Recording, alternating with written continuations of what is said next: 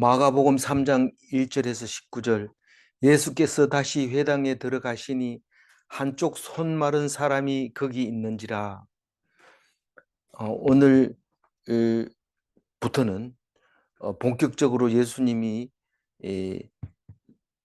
그 죽임을 당하는, 다시 말해서 공격당하는 일이 시작됩니다. 그래서 마가복음이 끝날 때까지, 죽어서 하늘나라 성천할 때까지 이야기가 마가복음에서 묵상하게 될 텐데요. 어, 그 예수께서 다시 회당으로 돌아가시니, 이 말은 지금이 무슨 요일일까요? 오늘 안식일입니다. 왜냐하면 어제 그 음, 밀밭길을 그 안식일 날 갑니다. 가다가 왜 안식일 날 해야 될 하지 말아야 할 일을 하느냐? 미를 추수했다는 거죠. 그래서 어, 율법에 어긋나는 당신의 제자들은 왜 그러냐? 이러니까 이제 안식일의 주인은 바로 인자다. 이제 예수님이다.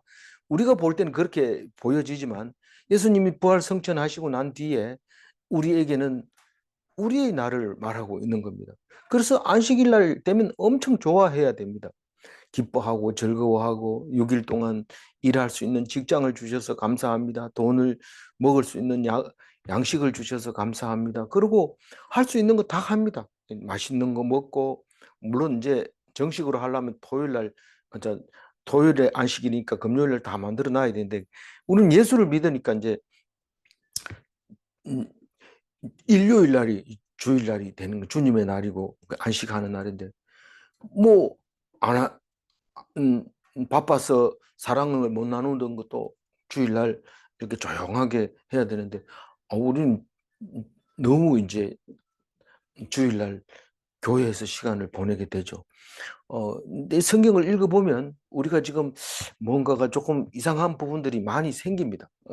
공부를 안 하면 뭐 교회에서 하는 게 제일 맞는 거지만, 공부를 좀 해보면 이게 안식일 주일날 이렇게 힘들게 해서 안 되는데, 이런 생각이 들 때가 있습니다. 그러면 이내 묵상을 하고 좀 고쳐야 되는데, 너무 그렇게 하면 또 뭐가 안 됩니까? 종교 개혁이 되는데, 또 개혁이라고 하는 것은 또 쉽게 만들어지는 게 아닙니다. 일단은 어쨌든 간에 지금 현재 있는 기독교의 모든 것을 따라가면서, 그러면서 생각하는 거지, 그걸 고친다고 해서 고쳐지는 거 아닙니다. 그거 고치고 나면 딴 것 또 생깁니다. 그렇기 때문에 아 분별할 수 있는, 구별할 수 있는 거룩한 분별력을 우리에게 주시기 위해서 성경 말씀을 주시는 것을 우리가 잘 알고 있을 겁니다. 그래서 음, 다시 회당으로 들어가시니, 이 말은 어디에서 어디로 가고 있느냐면, 바닷가에서 이제 밀밭 사이를 지나서 회당으로 들어갑니다. 어, 한번 갔다 오면 이게 설명이 되는데, 이 거리가 얼마 되지는 않습니다. 얼마 되지는 않지만 그 사이에 밀밭이 있고, 그다음에 그 가버나움 성에 들어가서 그 중에서 좀 지대가 높은 곳에 이제 회당이 있는데, 그 회당까지 가는데, 회당을 왜 갑니까? 안식일 날? 안식일 날 회당에 왜 가요? 가르치려고. 성경 말씀 두루마리, 회당장이 이 두루마리 쭉 정리하다가 신명기를 꺼내서, 혹은 또 어, 이사야서를 꺼내가지고 딱 주면은 그 읽는 사람이 탁 읽고, 오늘 이 말씀이 응했다. 하나님이 우리에게 이런 말씀을 하셨다. 이렇게 가르쳐 주는 거예요. 티칭. 말씀을 가르치려고 회당에 들어갑니다. 안식일 날. 들어가니 한쪽 손 마른 사람이 거기 있는지라. 이 한쪽 손 마른 사람은 중풍병, 귀신 들린 거 이거보다 훨씬 가벼운 그 장애를 가진 거죠.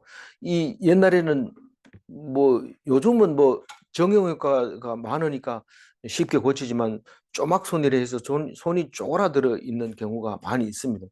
손을 펴지도 못하고 있는 거를 여러 사람을 볼 수 있었는데, 그런 정도입니다. 그러니까 말하고 듣고 이야기하고 이런 데는 아무 문제 없습니다. 자기가 이렇게 감추면 모를 정도로 장애가 없는 이런 사람이 거기 있습니다. 거기가 어디입니까?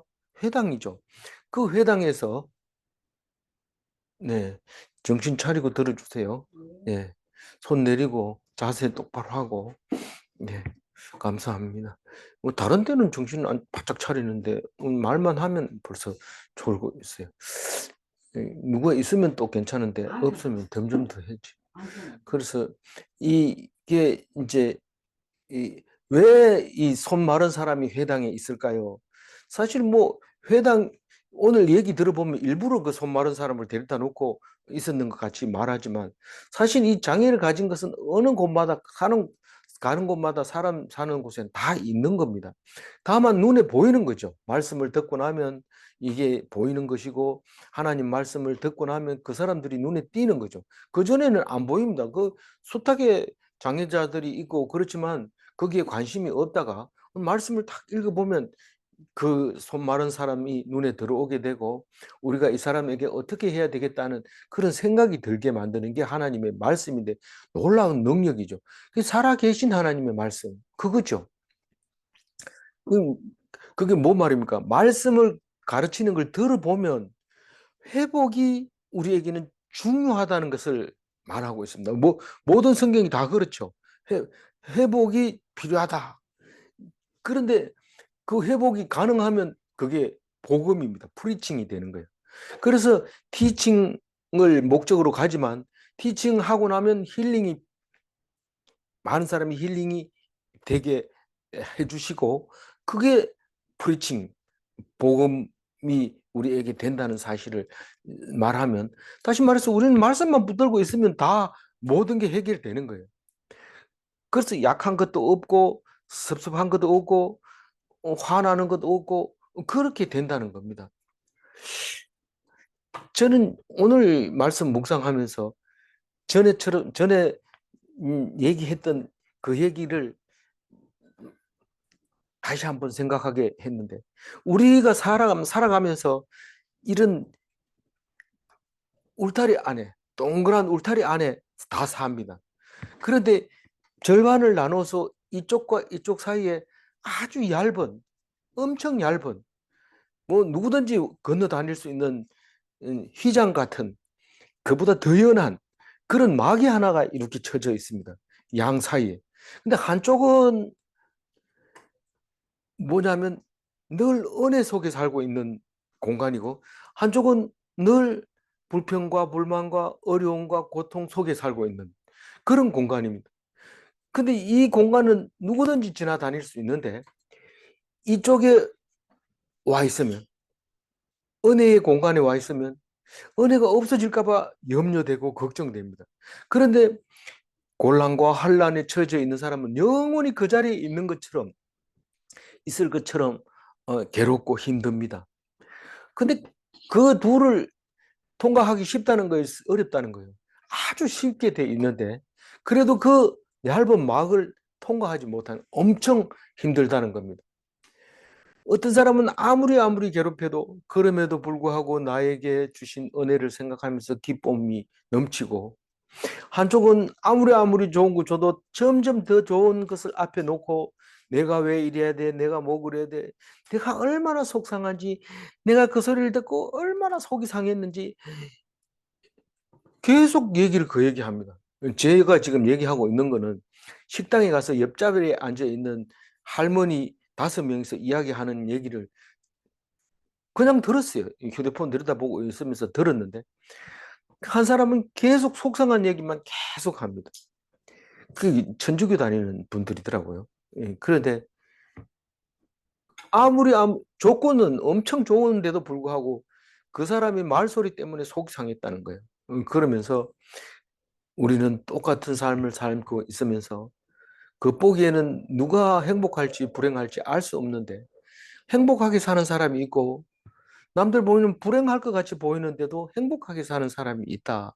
그런 생각을 하는데 그게 딴 게 아니라 아주 얇은 그 막을 경계로 삼고 있다. 그런 생각을 오래전부터 했는데 오늘 아침에 유일하게 그것이 생각이 났습니다. 그래서 우리는 아무리 좋은 걸 줘도 불만으로 살 수 있고 아무리 나쁜 상황에서도 하나님께 은혜를 감사할 수가 있는데 예수님이 우리에게 그걸 가르쳐 주고 있어요. 근데 그거를 배우지 못하고 있는 거죠. 그래도 남보다 나아야지. 뭐 조금 내가 불편이 많더라도 좀 나아야 되잖아요. 그게 어리석은 거죠. 그게 믿음이 필요한 거죠. 2절 읽어봅니다. 사람들이 예수를 고발하려 하여 안식일에 그 사람을 고치시는가 주시하고 있고. 우리는 현실적으로 제가 그런 그 아바타라고 하는 영화 환상 속에 들어있는 그 환경을 생각하면서 제가 그림을 그렸습니다만 현실적으로 돌아오면 지금 손 마른 사람이 이건 문제도 아닙니다. 손 마른 사람을 고치느냐 안 고치느냐 그게 지금 중요합니다. 그래서 고치기만 하면 우리는 목표를 달성하고 예수를 죽일 수 있다. 그 생각을 하고 있습니다. 그러니까 이 사람들 속에 들어가 있으면 이 사람들하고 똑같아져요. 그러나 나와서 하나님 말씀 가지고 은혜 받으면 완전히 딴 세상을 삽니다. 환상 속에 살고 있어요. 환상 속에. 그러나 현실에 딱 들어가 봤을 때는 아무것도 아닙니다.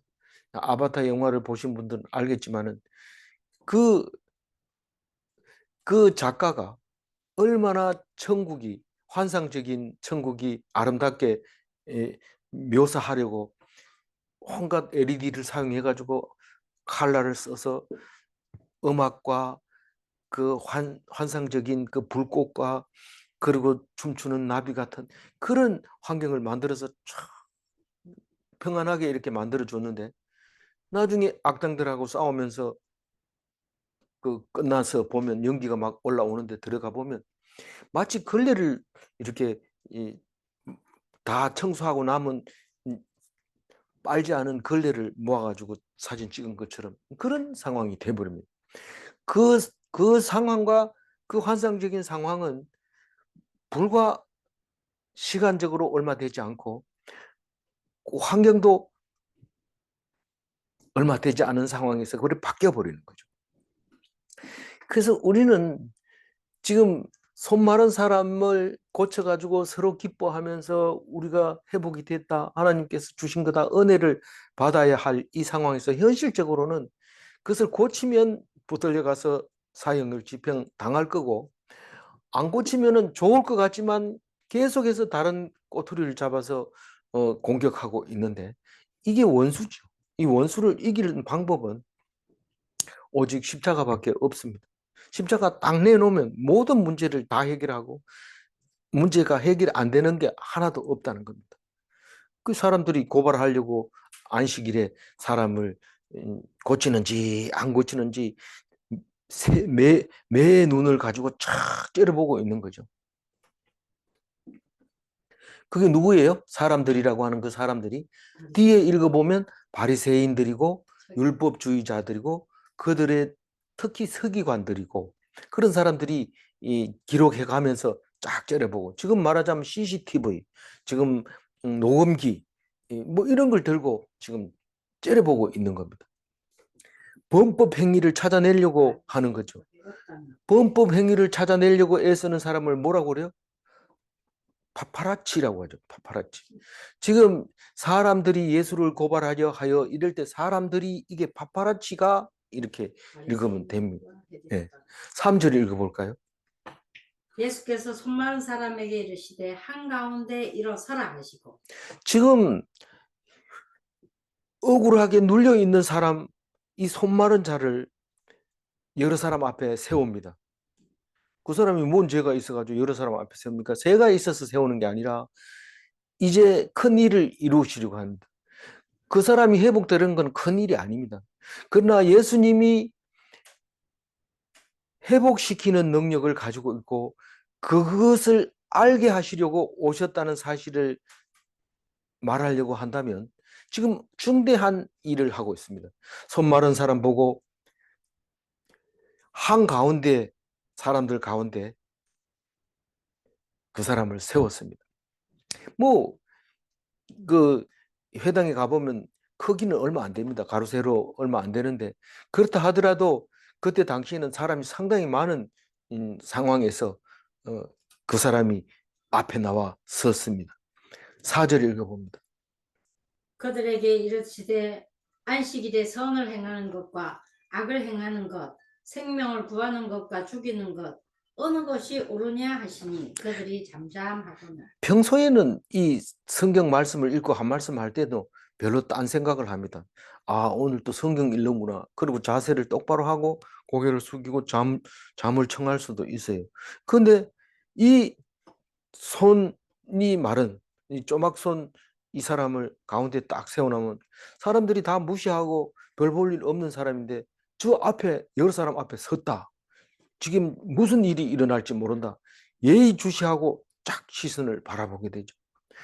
어, 음, 어떤 교회 목사님은 성탄절이 되면 어린이들도 다 함께 예배를 드리는데 이 그 성탄절 대예배 드릴 때는 어린이들이 참석하는 예배를 드릴 때는 꽃갈 모자도 쓰고 나오고 뭐 지팡이도 들고 나오고 번쩍번쩍하는 별도 가지고 나와서 이야기할 때마다 하나씩 들고 이야기를 합니다. 그러면 그전에는 뭐 엄마 아버지가 예배 드릴 때는 여기 뛰어다니고 저기 뛰어다니다가 그런 걸 보면은 정신을 바짝 차리고 듣고 하하하 웃고 이러면서 또 빨리 끝납니다, 목사님. 그 어린이를 위해서 그렇게 하죠. 근데 예수님이 이 사람을 딱 세워놓고 긴 얘기 안 합니다. 안식일에 선을 행하는 거, 안식일에 생명을 구하는 거 옳으냐? 이렇게 말하고 있습니다. 이 선을 행한다는 것은 옳은 일을 행한다는 것, 좋은 일을 행한다. 좋은 일을 행한다. 그게 선한 일을 행한다는 건데 생명을 구하는 것과 좋은 일을 행해야 되느냐 안 해야 되느냐 이걸 말합니다. 악한 걸 해야 되냐 상대적으로 물어보죠. 악한 걸 해야 되냐 죽여야 되느냐 이렇게 말합니다. 어, 율법적으로 따지면 안식일을 안 지키면 죽여야 되죠.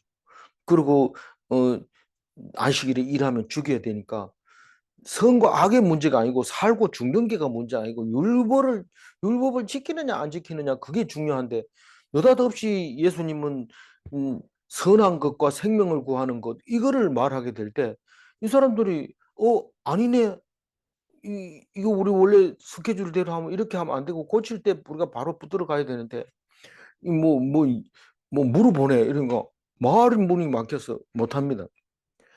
공부를 좀 했다고 네 영어 좀 하재 이래. 아니 뭐 영어를 배우기는 배웠습니다. 그럼 좀 해봐라 이러고 부상당한 미군을 불러다가 어 얘가 공부를 제일 많이 했으니까 네가 가서 해봐라. 가서 How are you 이러니까 부상당한 미군이 네가 내 보기에 내가 어떤 것 같으냐 이러니까 이 사람은 이게 교과서를 들고 How are you 이러면 I'm fine, thank you 이래야 그 다음에 뭐 이렇게 얘기가 나와야 되는데 이게 딴 게 나오니까 모르겠다는 거예요. 그럼 공부를 그렇게 잘하던 애가 현실에 와가지고 쓸모가 없게 돼버리는 어처구니없는 일이 생기는데 그게 동막골이라는 영화에 나와요. 그래서 이게 지금 이 바리새인들이 책 잡으려고 하는데 책 잡기 전에 사람부터 기부터 죽여놓고 하니까 잡지를 못합니다. 그래서 할 말이 없어요. 율법주의는 율법 외에는 할 말이 없습니다. 은혜 같은 거 이런 거 모릅니다. 무슨 뭐 이 사람이 지금 이 병으로 그냥 성하지 못한 상태로 죽을 뻔한 이 사람을 고쳐줘서 회복해서 원래 음, 상태로 돌려줘서 그래서 하나님이 주신 그 은혜를 감격하고 우리 함께 기뻐하고 그렇게 해야 되는데 그거를 그런 거 모르니까요. 바리새인들은 그런 거 모릅니다. 나는 오직 율법을 지켜야 되고 지키는지 안 지키는지 그걸 봐야 되고 어, 그거를 위해서 우리가 있다. 그런 얘기를 하고 있는 거죠. 5절 읽어볼까요? 그들의 마음이 완악함을 탄식하사 노하심으로 그들을 둘러보시고 그 사람에게 이르시되 내 손을 내밀라 하시니 내밀매 그 손이 회복되었다. 그 완악하다는 게 뭡니까? 저기 비슷한 말이 뭐가 있어요? 가증하다 이런 말이 있는데 속과 끝이 다르다는 거고 완악하다는 것은 악한 것만 생각하다는 거예요. 악한 것만 생각하는 게 완악한 거고 가정하다 이것은 믿지도 않으면서 믿는 척하는 거 그게 가정한 거다고 얘기를 하고 있잖아요.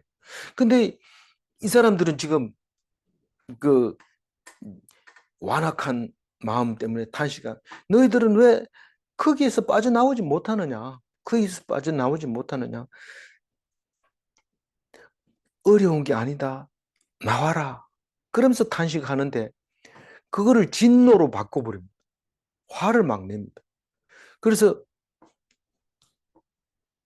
내가 너희들하고 대화가 안 되겠다. 뭐 여태까지 지금 말씀을 가지고 얘기를 했는데 못 알아듣는다. 그러면서 그 사람은 그냥 그 사람 누굽니까? 그 손 마른 사람을 말합니다. 손 마른 사람, 손 내밀어라. 손 딱 내미니까 이게 잘 안 펴지거든요. 근데 딱 내미니까 완전히 그냥 펴져 버리는 거예요. 내밀으라 하니까 딱 내미니까 이게 손이 오므라져서 안 펴지는 게 조막손, 손 마른 사람인데 손 내밀으라 하니까 쫙 펴진 거예요. 어떻게 됐어요? 회복된 거죠. 그런데 사람들은 그냥 버벅거리다가 질문할 때 대답도 못하고 버벅거리다가 회복되는 걸 보고 화가 나가지고 견디지 못하고 자기들이 거기서 폼 잡고 탁 예수님을 죄인처럼 끌고 나가야 되는데 그걸 못하니까 화가 나가잖아요. 나가서 누구를 만납니까? 6절 읽어봅니다. 바리새인들이 나가서 곧 헤롯 왕과 함께 어떻게 하여 예수를 죽일까 의논하니라. 이 헤롯 당하고 바리새인들하고는 뭐라고요? 그 절찬 다른 성경에 보면 적이었어요. 만나면 앙숙이라서 싸웁니다. 그랬는데 오늘은 그 의논합니다. 이거를 뭐라고 그래요? 야합이라고 그래요. 야합. 그 안 그래도 바리새인은 야당입니다. 여당은 어디예요? 사두개인들이죠.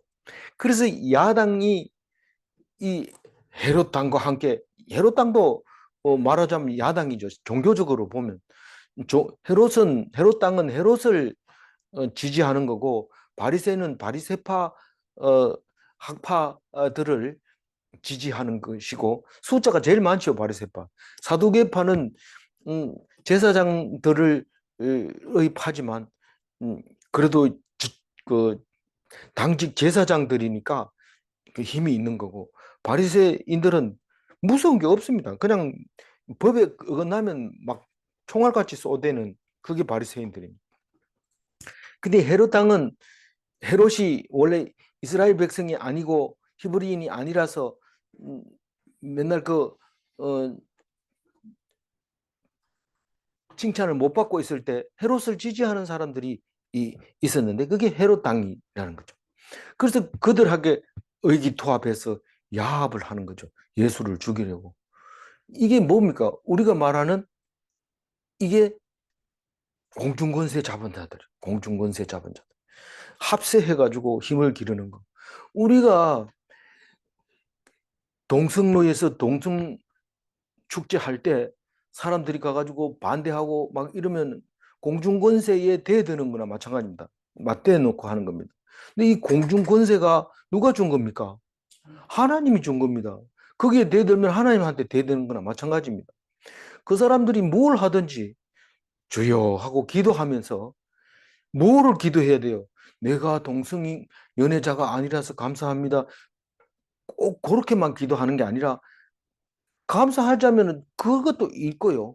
그리고 어쨌든 그 사람들을 통해서 희한한 사람도 있네요. 그걸 알아라고 주는 거고, 그게 지금만 있는 것이 아니고 그전부터 있었다는 사실을 알게 해주시고, 그리고 나를 신앙적으로 제대로 알고 있는지 그걸 위해서 보여주는 건데, 엉뚱하게 그 사람들하고 여기서 그런 거 하면 안 된다 이러고 같이 싸우면 공중권세 잡은 자들하고 싸우는 건데, 그건 안 돼. 예수님이 공중권세 잡은 자들에게 잠시 권세를 내주고 십자가에 달려 돌아가시고 다시 회수해서 죽은 자 가운데서 다시 살아나잖아요. 그게 진짜 승리지. 나쁜 사람하고 싸워가지고 이기면 더 나쁜 사람이다라는 사실을 여러 번 얘기하는데도 못 알아듣고 나는 예수를 믿어도 너희 같은 인간들은 못 믿는다 이러면서 싸우면은 결국은 웃기는 꼴이 되고 예수님의 하라는 하나님, 예수님께서 십자가 지신 거에 대해서 부끄럽게 돼버리는, 잘한다고 하면서 부끄러운 짓을 하고 있게 되는 그런 것일 수밖에 없게 되는 것입니다. 7절 읽어볼까요?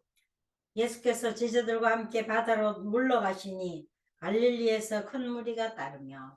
아니 뭐 예수를 죽일까 의논하고 있는데 그 다음에는 어떻게 됐는지 그건 나중에 얘기하죠. 이 마가복음은 지금 길고 긴 이야기 중에서 지금 처음 시작했는데 조금만 기다려 보세요. 어떻게 죽이는지. 죽입니까 안 죽입니까? 예수님을 죽입니다.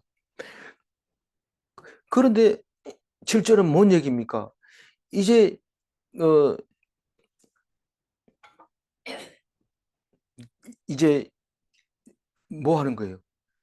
설교하는 이야기 하려고 그래요. 설교하는 이야기. 프리칭, 복음 설교하는 이야기가 하는데 사실 이걸 위해서 예수님이 오셨습니다. 배 위에서 이제 설교를 합니다. 이 바다에서 이렇게 띄워가지고 배를 타고 하고 사람들은 배가 없으니까 예수를 만지고 싶어도 못 만집니다. 배하고 이렇게 떨어져 있으니까. 그래서 설교를 하는데 마치 이게 그 옛날 어, 어, 그 유적지, 다시 말해서 가톨릭 그 유적지에 가보면 그러니까 문 닫은 성전 이런 데죠. 성당 이런 데 가보면 그 사제가 말씀을 전할 때는 이 배처럼 이렇게 가운데 이렇게 쑥 튀어나오고 그 밑에 사람들이 좌석에 딱 이렇게 앉아 있는 것을 볼 수 있습니다. 거기는 혼자 올라가 가지고 이렇게 이제 말씀을 전합니다. 마치 예수님이 배를 타고 가운데 서 있고 그 해변가로 쭉 돌아가면서 사람들이 그 말씀을 들으러 오는 것처럼 그렇게 보여지는 겁니다. 오늘 이 7절 말씀이 그 그림을 그리고 있는 거예요. 이 바다로 물러갔다는 얘기는 사람들이 잡으러 자꾸 꼬투리 잡고 그러니까 회당에서 바닷가로 갔어요. 얼마 안 된다 했죠, 거리가. 밀밭 사이 하나만 지나면 돼요. 그래서 그 바다로 가니까 그 바다 이름이 뭐예요? 가브나움의 갈릴리 바다입니다. 바닷가입니다. 그럼 뭐 성지순례 가면 항상 거기 바닷가 갑니다. 그 베드로 식당에서 베드로 고기 먹고 거기 가면 그 뭡니까? 토끼같이 생긴 거 뭐죠? 음, 그 우리 먹어서는 안 되는 것 중에 토끼하고 어, 네, 사반도 볼 수 있고 살고 있으니까요. 그렇게 볼 수 있는 곳인데 거기 이제 예수님이 가니까 쫙 사람들이 따라옵니다. 큰 무리가 따르며 8절 읽어봅니다. 유다와 예루살렘과 이두메와 요단강 건너편과 또 두로와 시돈 근처에서 많은 무리가 그가 하신 큰 일을 듣고 놀라 나오는지라. 네, 벌써 피곤해지기 시작하죠. 이게 유대는 지금 그 예루살렘 이남 쪽을 다 유대라고 하고 예루살렘은 성이 솔로몬 성전이 있던 곳이고 지금은 뭐 벌써 없어졌잖아요. 지금 예수님이 오셨을 때는 음, 솔로몬 성전은 벌써 어, 바벨론에 의해서 무너지고 없고 지금 무슨 있는 게 헤롯 성전이 있잖아요. 제3성전이 있는데 두 번째 성전 스룹바벨 성전도 무너지고 이제 세 번째 헤롯이 짓고 있는 성전 그걸 말하는 거죠. 지금 한창 짓고 있는 거예요. 이제 조금 더 예수님이 돌아가시고 얼마 안 있다가 바로 어, 다 지었다 하고 로마가 완전히 박살내버리는 그런 거죠.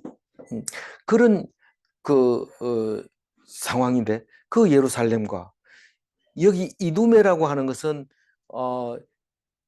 그 사해 동쪽입니다. 그게 에돔 사람하고 또 모압 사람들이 땅이인데 이때 당시에는 나바티안 사람들이 살고 있었던 거죠. 그런데 그 땅을 이두메라고 해가지고 그 헤롯의 아들들이 분봉왕들이 다스리던 땅입니다. 근데 왜 거기만 얘기하느냐 하면 요단강 건너편 이러면 요단 동편을 말하고 있는데 모세가 있을 때 땅을 차지했던 요단 동편 이두메까지 포함해서 다 그쪽 땅이라고 보면은 요단 동편은 다 들어왔다 이러지만 실제로 현재 분봉 왕들이 다룰 때는 이두면만 따로 이렇게 해가지고 자식들에게 나눠준 것을 알 수 있습니다. 그거는 기회가 되면 나중에 한번 보기로 하고요.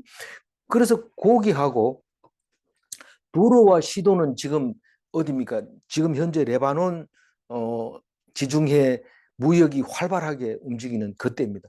물론 이그 여호수아 때 땅을 정복할 때 두로와 시돈 이야기가 나옵니다. 그것까지 정복을 하긴 하지만 실질적으로는 지금 현재 이스라엘도 두로와 시돈은 레바논이니까 그냥 놔두고 그 사람들은 안 싸우고 그걸 안 찾아오고 그냥 놔둡니다. 그래서 현재 이스라엘도 두로와 시돈은 자기 땅이 아닙니다. 솔로몬과 다윗이 때도 두로와 시돈 왕이 따로 있어서 거기서 협조를 받았지 지배하에 있지는 않았던 거죠. 땅은 아니었던 거죠. 그렇게 따지고 나면 어디가 빠져 있냐 하면은 그 사마리아만 빠져 있습니다. 그러니까 북이스라엘이 차지하고 있던 땅들은 사람들이 안 옵니다. 왕래 자체를 안 합니다. 왜냐하면 아수르가 이 북이스라엘을 다 다른 데로 이주시켜 버리고 딴 사람들을 식민 갖다 심었기 때문에 그 사람들은 이스라엘 백성이라고도 생각 안 하고 상대조차 안 하고 그 길로 가지도 않습니다. 그래서 그 사람들도 오지도 않아요. 거기를 지나야 예루살렘 가기가 쉬운데 꼭 갈릴리하고 그 사이에 있는 그 땅에는 사람들이 오지 않았다는 것을 알 수 있습니다. 그래서 이 사마리아를 제외한 가나안 정복할 때 일곱 족속이 살던 땅 모두가 예수님을 찾아서 그 배 타고 설교하는 얘기를 들으려고 왔다는 겁니다. 가브나움으로 그 갈릴리 바다에 왔다는 겁니다. 사실은 갈릴리 바다를 올라면은 지금도 가보면 갈릴리 동쪽 그거는 이 거의 길이 그때 당시엔 안 났을 가능성이 있어요. 있다 하더라도 겨우 한 사람이 지나갈 정도로 좁은 왜냐하면 깎아지른 강 옆에 깎아지른 언덕이기 때문에 그렇게 큰 길은 아니었던 건데 그렇게 보면은 그쪽을 찾아가기 위해서는 쉽지 않은 일이라는 거죠. 그래서 그 사람들이 떼거리로 모여오는데 왜 와요? 어떻게 오게 됐어요? 그가 하신 큰 일을 듣고 소문 듣고 오는 거예요. 소문 듣고. 거기 가면 희한한 사람이 있다더라. 우리의 모든 문제를 해결하는 만사형통의 어떤 선지자가 있다더라. 가보자. 그러고 모였던 거죠. 구절을 읽어봅니다. 예수께서 무리가 에워싸이 미는 것을 피하기 위하여 작은 배를 대기하도록 제자들에게 명철하셨으니. 예, 명하셨으니. 예. 이 제자가 누구요? 베드로입니다. 다른 성경에 읽어보면 베드로 배를 띄우라고 얘기를 합니다. 그래서 이 육지하고 좀 띄워가지고 이제 닷을 내려가지고 떠내려가지 않고 또 이쪽으로도 오지 않도록 그게 이제 해줍니다. 그래서 거기서 이제 말씀을 하는데 그 성지순례 가보면은 거기서 얘기를 하면 바람이 이, 이 해안가에서 이렇게 산 쪽으로 불어 올라가기 때문에 마이크 작용, 스피커 확성기 작용을 해서 잘 들린다. 그렇게 얘기하고 그 우리는 밤에 가가지고 제대로 못했지만 그 배를 한번 타고 소리 질러 보면 이게 음악당처럼 이렇게 뒤 산이 언덕이 있어서 그렇게 잘 들린다. 그렇게 얘기를 하고 있습니다. 그래서 작은 배니까 나도 탈래요 이러고 그렇게 못합니다. 예수님 혼자 타고 그 아마 베드로가 거기 탔을 거예요. 이렇게 저기 배가 떠내려가면 또 이렇게 제자리 하고 이렇게 하면서 타고 설교를 합니다. 거기서 10절 읽어봅니다.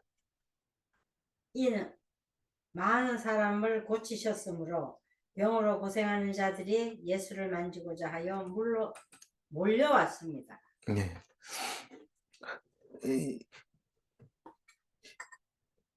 왜 배를 타고 설교를 해야 됩니까? 사람들이 너무 많이 오니까. 왜 많이 옵니까? 병으로 고생한 사람들이 왔기 때문에. 병으로 온 사람들을 어떻게 치료하길래 그렇게 도망 비슷하게 해가지고 합니까? 이 병을 첫 번째로 치료하는 게 만지는 겁니다. 만져서 치료하는 게 가장 효과가 좋습니다. 그래서 뭐, 뭐, 부처님 같이 생긴 이런 돌을 갖다 놓고 그 코를 만지면 병이 낫는다 이래가지고 코가 반질반질하게 되는 것을 볼 수 있는데, 그렇게 사람들이 와가지고 만지려고 하는 겁니다. 근데 예수님은 사실은 만져서도 고치지만은 보통은 말씀으로 다 고칩니다. 음, 안 보고도 멀리 떨어져가지고 원격 진료도 할 뿐만 아니라 뭐 진흙을 바르기도 하고 만지기도 하고, 그러나 근본적으로는 말씀으로 치료하는 겁니다. 대부분 말씀하면은 알아듣고, 그리고 회복이 되고, 그리고 기쁨이 오고, 기쁨이 온다는 건 복음이라는 뜻이고, 회복이라는 것은 원래부터 있었던 것, 고민하던 것이 없어졌다는 거고, 가르친다는 것은 성경을 밝히 풀어서 알아듣기 좋게 말한다는 겁니다. 그러면 그렇게 병을 고치는데 사람들은 그렇게 받아들이질 않죠. 무조건 만져야 된다고 생각한 거예요. 신통한 사람이 있는 데 가서 만져보자. 그리고 떼거리로 막 압사 사고가 일어날 정도로 몰려드는데, 방지하기 위해서 멀리 떨어져 있어요. 그 가봐야 못 만진다 이러면 뒤에 멀리 쭉이 서 있지만, 어떻게든지 만져야 된다 하고 가면 또 먼저 만진 사람이 만졌다 하고 갑니까? 계속 만지는 거죠. 그래야지 완전히 낫는다. 믿음이 없으니까 자꾸 가서 만지고, 한번 만져서 안 되고 또 만지고 또 만지고 하니까, 예수님이 아니까 지금 이 병 낫는 것보다 말씀 듣는 게 더 중요한데 말씀부터 해야 되니까 나와서 설교를 하는 거죠. 11절 읽어보라. 더러운 귀신들도 어느 때까지 예수를 보며 그 앞에 엎드려 부르짖어 이르되 당신은 하나님의 아들입니다 하니. 이게 이제 내일 또 읽어보면 이 귀신 얘기가 계속 나옵니다. 근데 이 병 고치는 것 중에서 귀신 쫓아내는 게 제일 신통방통한 거죠. 왜냐하면 신통방통이라는 말 자체도 신이 들어있잖아요. 신기하죠. 신기라는 게 신이라는 말이 들어있죠. 그 신이 무슨 신이냐? 악령이면은 귀신이고 성령이면은 예수님이고 그런 거죠. 그게 다른지 모르는 사람은 보면 똑같아요. 뭐 안까마귀인지 수까마귀인지 모릅니다. 그런데 귀신은 예수님을 압니다. 악령은 성령을 압니다. 마치 어둠이 빛을 못 견디듯이 막바로 반응을 하는 거죠. 어둠이 딱 있을 때 빛을 딱 주면 어둠이 싹 물러가고 있는 것처럼, 제일 잘 아는 게 그 어둠이 빛을 아는 거죠.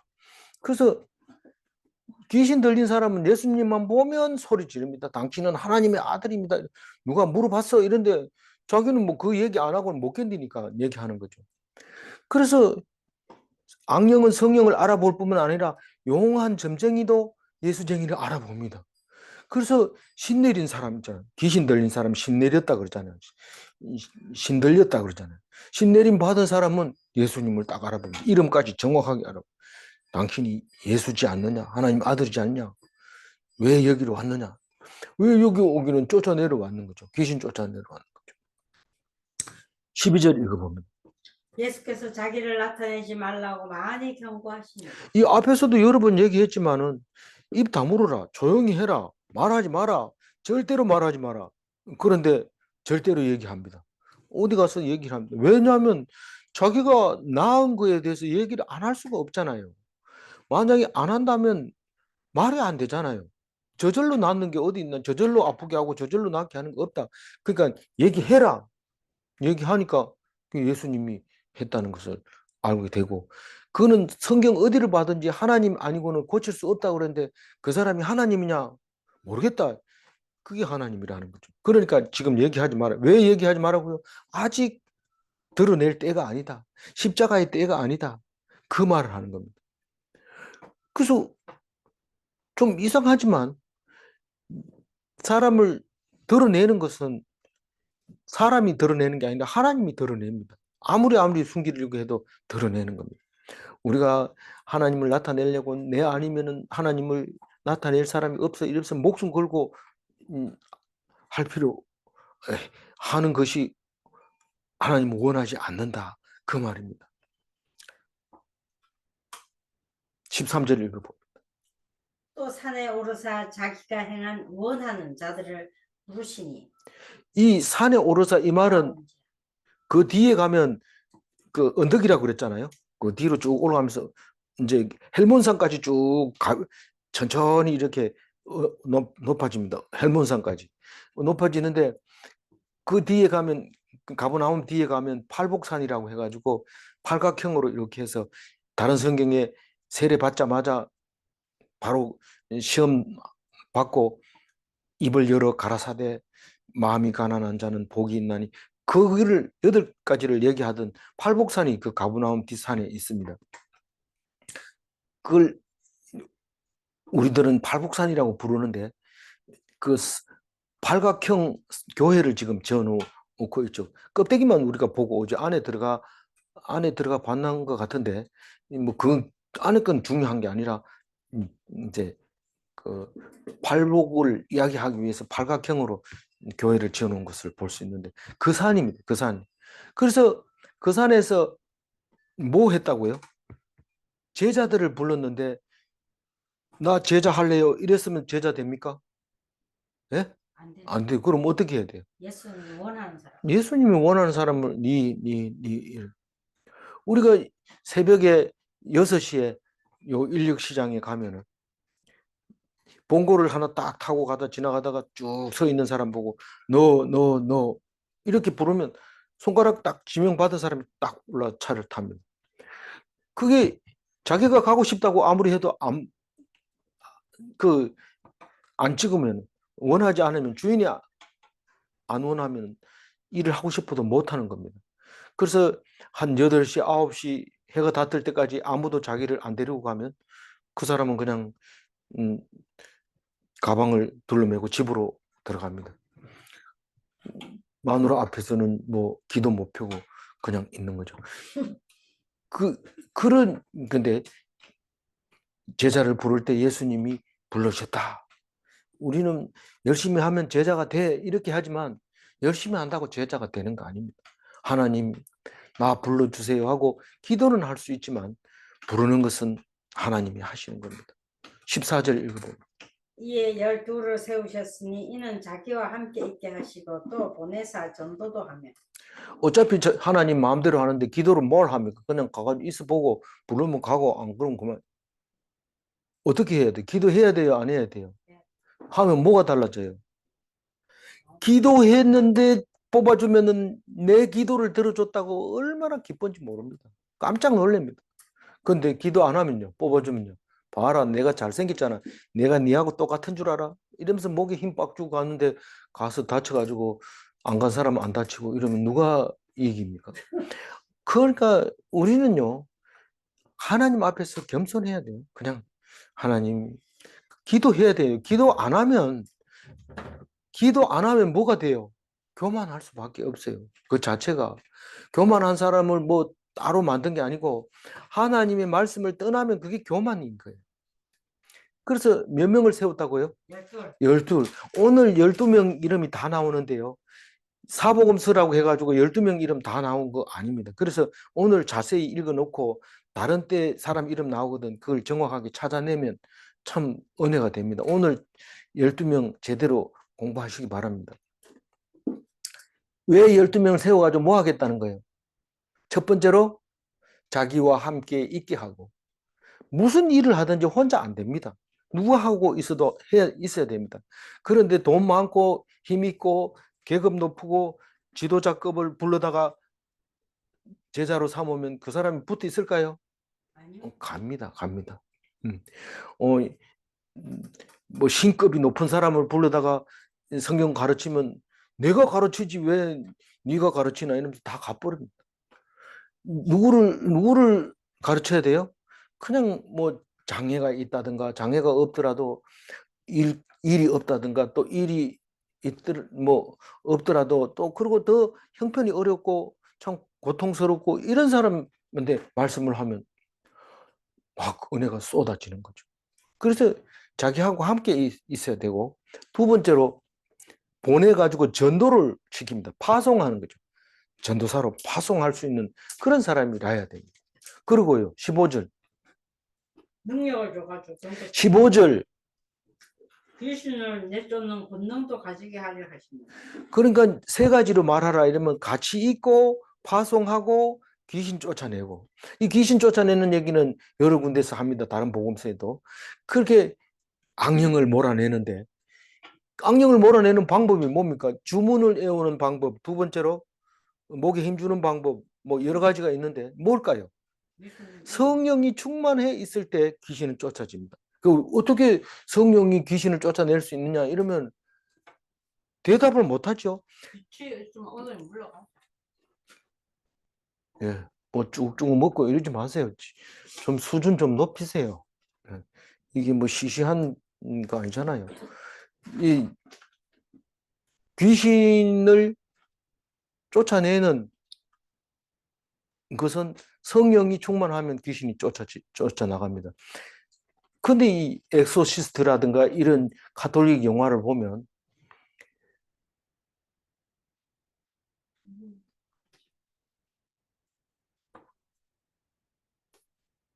그 귀신 쫓아내는 축기라고 안 하고 뭐라고 그러죠? 테마 사제가 따로 있어요. 그래서 십자가 들고 가방에 탁 열어가지고 십자가 꺼내고 뭐 꺼내고 이래가지고 부적도 꺼내고 이래가지고 팍 귀신 쫓아내고 이러는데 귀신 안 나갑니다.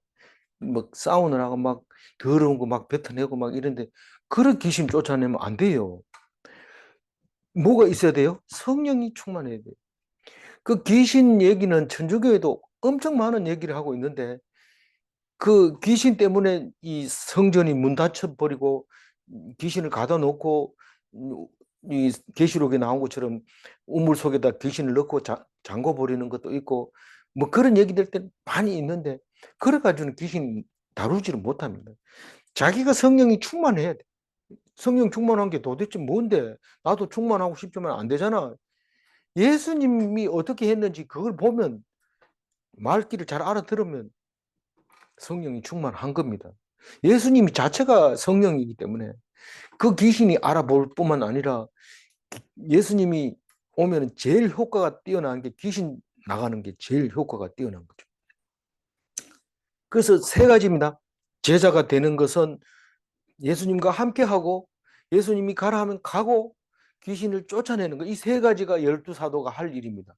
아, 나 이 사도다 이러면서 목에 힘 딱 주고 이제부터 너희들이 예수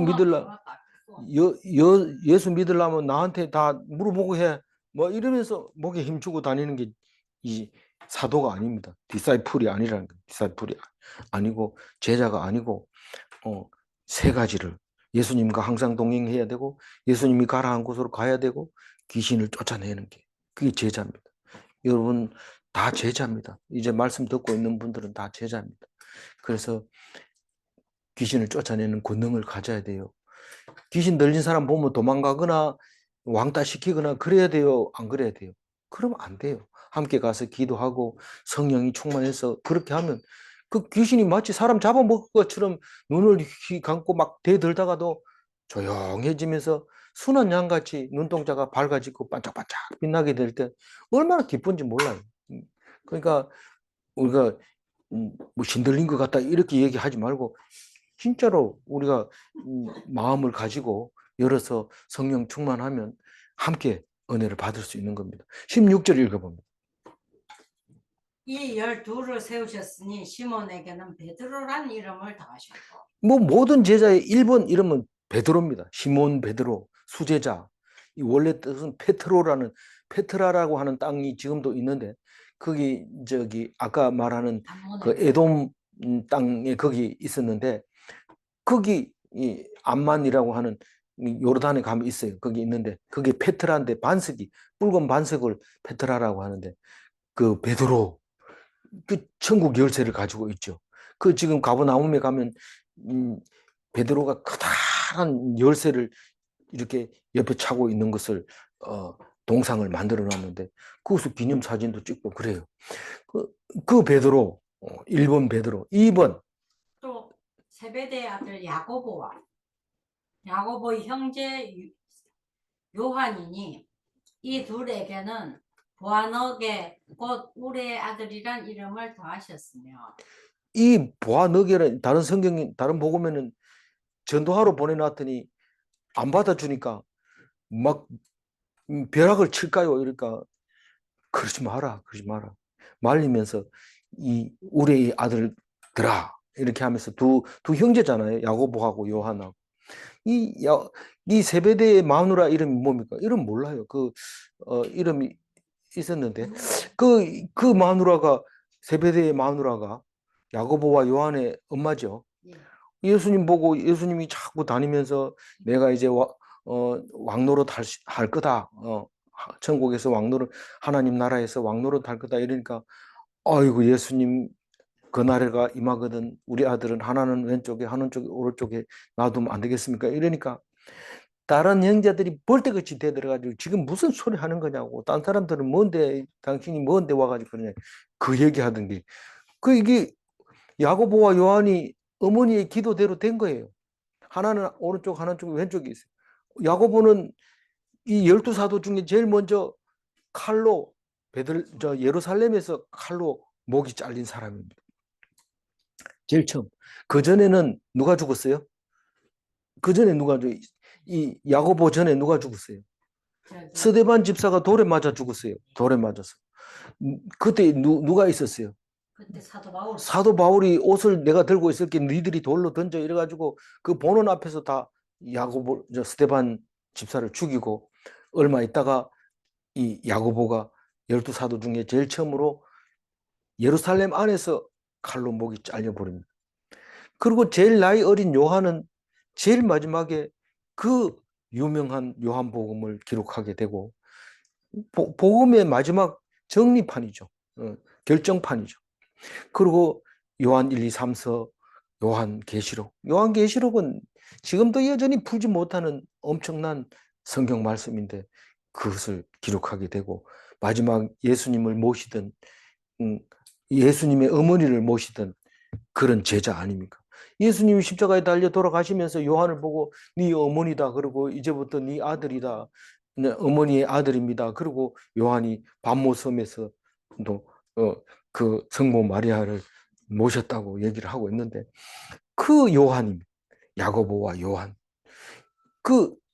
이 야고보라는 이름은 원래 야곱이라는 데서 나왔는데 나중에 야고보 이후부터는 이 야고보가 영어로 제임스라고 해가지고 많이 쓰이고 있어요. 18절. 또 안드레와 빌립과 바돌로메와 마테와 도마와 알페오의 아들 야고보와 및 다데오와 가나나인 시몬이며. 여기 벌써 안드레가 원래 예수를 먼저 알았어요. 그 다른 성경에 보면 안드레가 형 이름 뭡니까?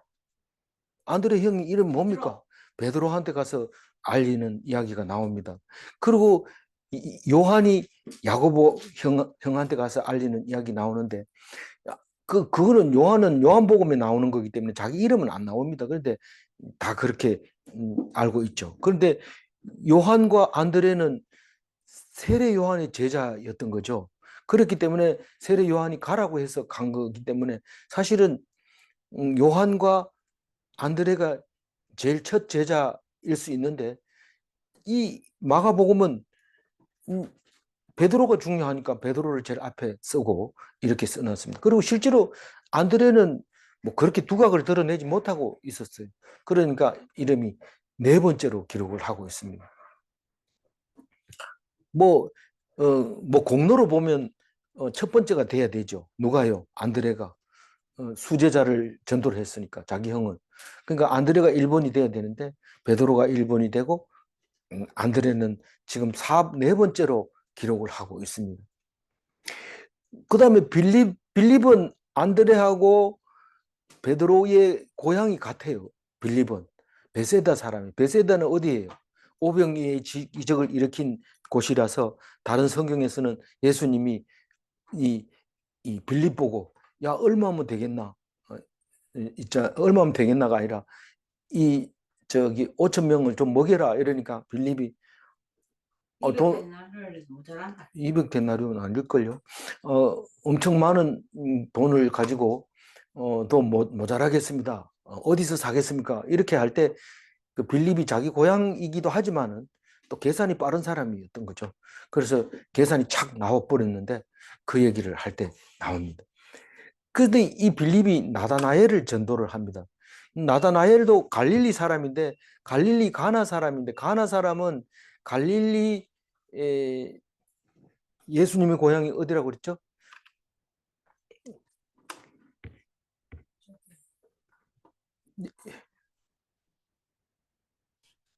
예, 갈릴리 누구의 목수? 어디에? 나사렛하고 가나하고 아주 가깝습니다. 갈릴 나사렛 옆에 가나가 있는데 그 가나 사람 나다나엘. 그러니까 다 갈릴리지만 여기 베세다하고 가브나움하고 가나하고 나사렛하고 요거는 이제 요렇게 이제 갈릴리 쪽에 있는 거죠. 가봐야 이제 되는데 설명하기 좀 어렵죠. 그리고 그거를 이제 나다나엘을 전도를 했는데 나다나엘은 다른 데서는 아니고 여기서는 바돌로메라고 얘기를 하고 있어요. 여긴 자세하게 안 나왔지만 이름 12명은 확실하게 나왔어요. 여기서는 또 앞에서는 레위라고 했지만 여기서는 또 마태라고 얘기해서 마태와 레위가 같은데 여기서는 또 다르게 적어놨어요. 마태는 누구의 아들이라고 그랬어요? 레위가. 알페오의 아들이라고 앞에서 얘기했죠. 그래서 제가 오늘 이거 하기 때문에 미리 얘기를 했습니다. 근데 여기서는 그런 얘기를 안 합니다. 그리고 알페오의 아들 또 따로 하나 있어요. 야고보라는 또 다른 야고보가 하나 있고 그게 알페오의 아들. 그러니까 다시 말해서 이 말이 알페오가 한 사람밖에 없다면 한 사람밖에 없기 때문에 이름을 붙여 넣는 거죠. 그러면 마태하고 야고보는 형제인데 이 야고보는 두 번째 야고보라고 말합니다. 그래서 작은 야고보라 하고 아까 얘기한 요한의 형 야고보는 큰 야고보라고 하고 저는 그냥 1번 야고보 이 사람은 2번 야고보 그렇게 합니다. 근데 이 3번 야고보가 있는데 그게 다데오의 아버지 혹은 다데오의 형일 수 있는데 그게 야고보입니다. 그래서 야고보와 및 다데오와 이런데 이 다데오가 야고보의 아들이라는 거예요. 여기는 없지만 다른 데 보면 그렇다는 거예요. 그러니까 다데오는 다른 데는 보면 유다라고 나와요. 유다라고 얘기를 해요. 그리고 또 야고보가 세 번째 야고보가 있는데 예수님 동생 야고보가 있어요. 그게 야고보 4입니다. 그 예수님 동생 야고보는 야고보서를 씁니다. 야고보서를 쓰게 됩니다. 그래서 복잡하죠, 머리가. 복잡하지만 오늘 노트 12개 정리해 놓은 거를 잘 간직하고 있으면 혹시 이제 제가 적었는 거 놓치더라도 이제 그 끼워 넣을 수 있고 또 잘못 적은 거는 빼낼 수 있고 그러니까 오늘 것만 잘 정리해 놓고 있으면은 나중에 할 때라도 좀 도움이 됩니다. 그래서 뭐 다데오 혹은 유다라고 하는 사람은 많이는 안 나옵니다. 안 나오지만 우리가 사복음서를 정리해 보면 이렇다 하는 것을 알게 되고 그 다음에 뭐가 있어요? 가룟 유다. 아니 가룟 유다 하기 전에 가나나인 시몬이라는 사람이 있는데 가나나인은 다른 성경에는 가나안인 이렇게 돼 있어요. 가나안인은 가나안 사람이라는 뜻인데 왜 이거는 가나나인이라고 했냐면 그 내용을 자세히 읽어보면 개역 한글은 가나안인이라고 나와 있어요. 근데 이게 왜 맨 처음에 이 개역 개정에만 이렇게 써놨기 때문에 이거를 오타 났는 줄 알았거든요. 근데 그 원어가 가나나로 돼 있어요. 그래서 뭐 말이냐면 가나안인을 부를 때 가나나 이렇게 부르는 거예요. 그러니까 별명을 부를 때 똑바로 부르는 게 아니고 어떤 데 가면 그 하다샤라 안 하고 샤라고 부르는 데가 있고 어떤 사람은 하다 이렇게 부르고 원래 이름 지을 때는 전하다 이렇게 해가지고 목사님이 얘 이름을 전하다로 하세요. 이래가지고 전하다가 뭐예요? 아니 전도하고 전하다라고 좀 안 되나 이런. 아니 그 뜻이 뭔 뜻인데 그 하다샤라는 게 그 에스더의 원래 이름인데 오늘 많이 길었다. 그것까지 그래 안 했대. 그러니까 한 3시 넘었어요.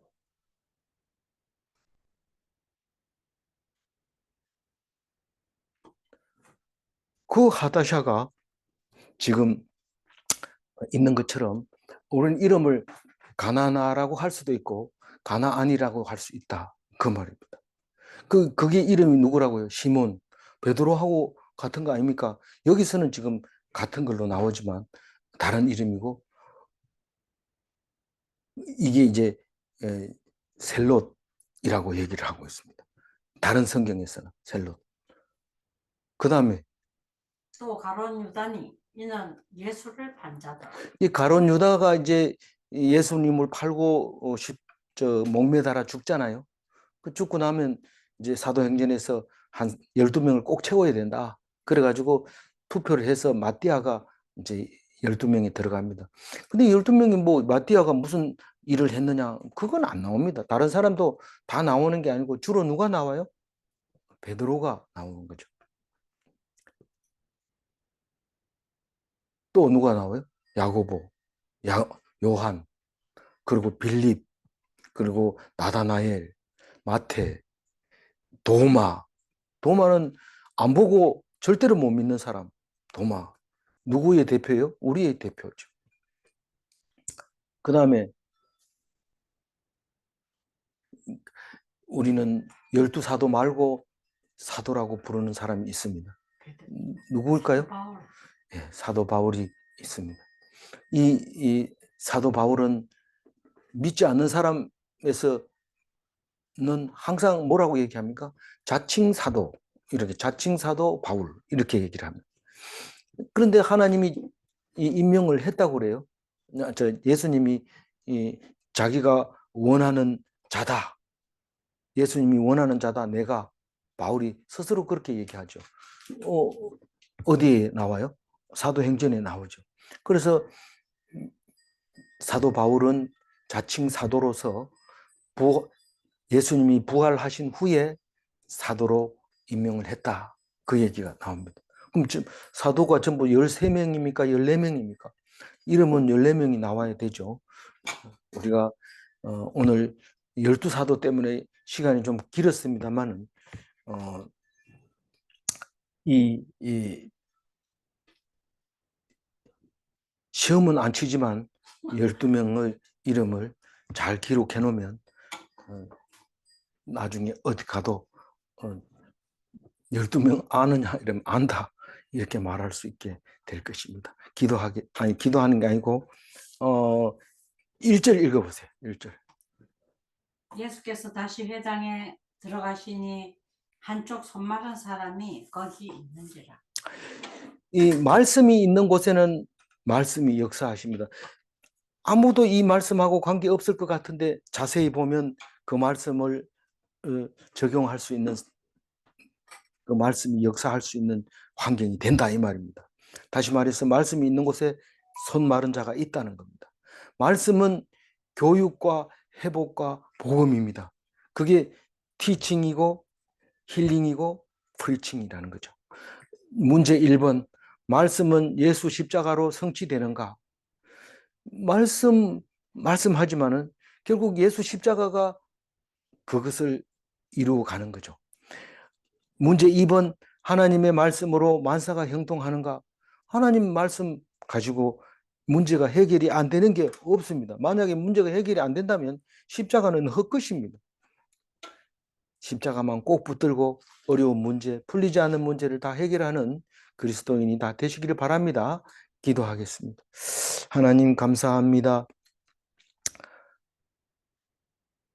주님 주신 이 말씀 붙잡고 하나님 앞에 온전하게 하여 주시고 하나님 말씀 붙잡을 때마다 주님께서 주시는 큰 능력 허락하여 주옵소서.